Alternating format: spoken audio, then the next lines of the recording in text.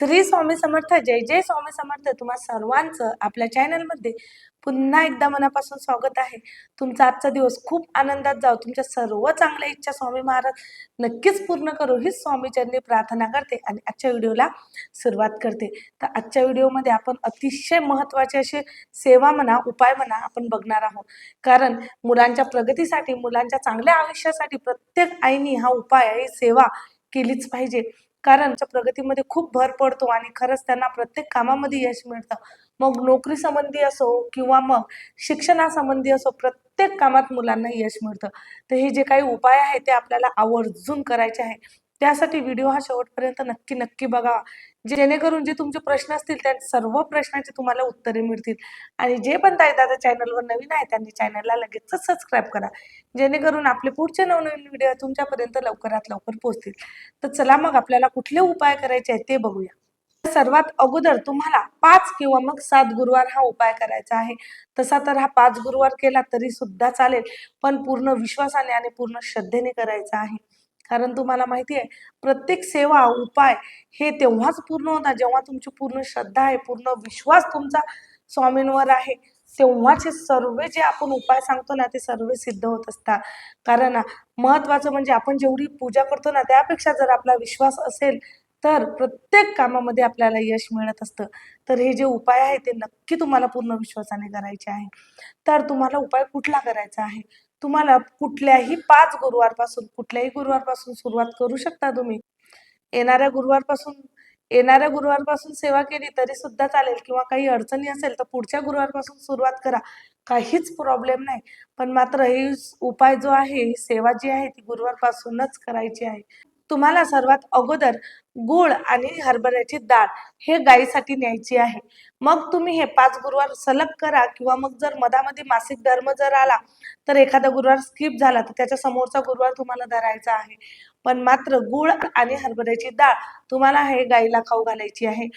शहरामध्ये म्हणजेच पुणे झालं, मुंबईमध्ये इथं लवकर जर गाया दिसत नसेल तर तुम्ही गोशाला असतात तिथं जा. थोडीशी तकलीफ होईल पण नक्की तुम्हाला जायचं आहे, कारण मुलाच्या आयुष्यासाठी, त्याच्या चांगल्या प्रगतीसाठी तुम्हाला आवर्जून हा उपाय करायचा आहे. तुम्ही गूळ आणि डाळ हे गायीजवळ गोशालेमध्ये घेऊन जा आणि असं दोन्ही हातावर, म्हणजे एका हातावर गूळ आणि डाळ ठेवायची आणि दोन्ही हाताने गायीला हे खायला द्यायचं आहे. जेव्हा गाय हे गूळ आणि डाळ खाईल आणि ती जेव्हा तिच्या जिभेने आपला हात चाटेल, थोडं हाताला आपलं स्पर्श होईल, तेव्हा आपल्या नशिबामध्ये काही वाईट असेल किंवा मग संकट यायचे असेल ते नक्कीच निघून जातील. कारण म्हणता गोमातेची सेवा केलेली कधीच वाया जात नाही. म्हणून आवर्जून हा उपाय करायचा आहे. तुम्ही बघा, 5 गुरुवार, फक्त 5 गुरुवार करून बघा, तुम्हाला याचा अनुभव नक्की नक्की येणार आहे. आणि दुसरा उपाय असा करायचा आहे, तुम्हाला 5 गुरुवार करा किंवा मग 7 करा किंवा 11 गुरुवार करा. तुम्हाला एक चपाती आणि गूळ, किंवा मग दशमा म्हणताना तुम्ही दशम्या बनवून घेऊ शकता. नाही जमत असेल तर गूळ आणि चपाती, साधी चपाती घ्यायची, गूळ ठेवायचा आणि 5 गुरुवार किंवा 7 गुरुवार, 11 गुरुवार, तुम्हाला जेवढं जमत असेल तेवढे गुरुवार दत्त महाराजांच्या मंदिरामध्ये किंवा मग स्वामींच्या केंद्रामध्ये, मठामध्ये तुम्ही ते घेऊन जायचं आहे आणि प्रसाद म्हणून तिथं दान द्यायचं आहे.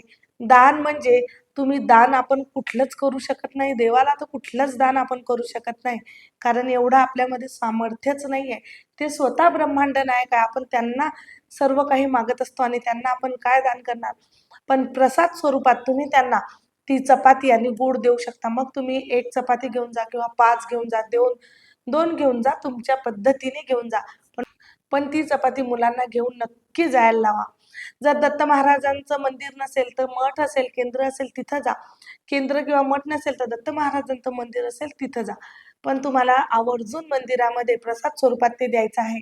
आरतीच्या थोडं लवकर जा, म्हणजे तुम्ही तिथं दिल्यानंतर ते प्रसाद म्हणून ते स्वामींना नैवेद्य चढवतील आणि त्याचा प्रसाद म्हणून सर्वांना वाटेल. मग नंतर तुम्हाला सुद्धा मिळेल. तर नक्कीच तुम्ही हे 5 किंवा 7 गुरुवार करून बघा. खूप अनुभव येतील. जर नोकरी संबंधित काही समस्या असतील ना, तर सर्व सुटतील. तुमच्या मुलांच्या संबंधित काही असतील, म्हणजे अभ्यासामध्ये वृद्धी होत नाहीये, आर्थिक समस्या असतील, किंवा मग मुलांची नोकरी लागली आहे पण प्रमोशन होत नाही, किंवा जेवढं पाहिजे तुम्हाला तेवढी पेमेंट नाही आहे, सर्व काही तुमचं या उपायाने नक्कीच सुटणार आहे. तर आवर्जून हा उपाय सर्वांनी करायचा आहे. आणि कोण कोण हा उपाय करणार आहे नक्की कमेंटमध्ये सांगा. आणि कमेंटमध्ये प्रत्येकाने श्री स्वामी समर्थ लिहायला विसरू नका. कारण आपला तेवढाच एक जप पूर्ण होईल. म्हणून सर्वांना सांगते, आवर्जून विनंती करते, नक्की सेवेला सुरुवात करा. आणि अनुभव आला ना तर नक्की शेअर करा. कारण आपला एक अनुभव दुसऱ्यांना खूप प्रेरणा देऊन जातो. आजच्या पुरतं एवढंच. झालेली सेवा स्वामी महाराजांच्या चरणी रुजू करते आणि इथेच थांबते. व्हिडिओ आवडला असेल तर व्हिडिओला लाईक करा, शेअर करा आणि सबस्क्राईब करायला विसरू नका. परत भेटू अशाच नवीन माहितीसोबत, नवीन व्हिडिओ सोबत. तोपर्यंत श्री स्वामी समर्थ. जय जय स्वामी समर्थ.